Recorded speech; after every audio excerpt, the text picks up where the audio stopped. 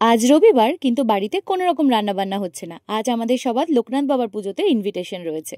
সকালবেলা ডাবের জল দিয়ে দিনটা শুরু করলাম, আর তারপরে ব্রেকফাস্টে আর কিছু খাইনি, খালি পেটে পুজো দিয়ে এখন খাচ্ছি ফল প্রসাদ।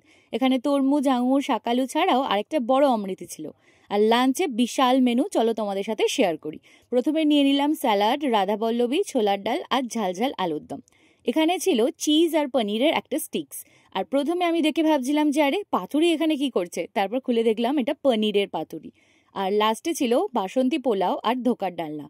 আমার তো এই চিজ স্টিক্সটা এত ভালো লেগেছিল যে পরে আরও একটা নিয়ে নিলাম, আর সাথে আরও একটা পাতুরিও নিয়েছিলাম। মেন কোর্সের পর ডেজার্টে ছিল চাটনি, পাঁপড়, আঙ্গুরি, গুলাবজামুন আর জিলাপি। জিলাপি যদিও আমি ভীষণ ভালোবাসি, কিন্তু এত কিছু খাওয়ার পর পেটে আর জায়গা ছিল না, একটাই নিয়েছিলাম। এত কিছু খেয়ে সন্ধেবেলা তো আর কিছু খাওয়ার প্রশ্নই ওঠে না। ডিনারটাও স্কিপ করবো ভেবেছিলাম, কিন্তু ভীষণ মিষ্টির ক্রেভিংস হচ্ছিল, আর ফ্রিজে দেখলাম রয়েছে অমৃতি, ব্যাস আর লোভ সামলাতে পারলাম না।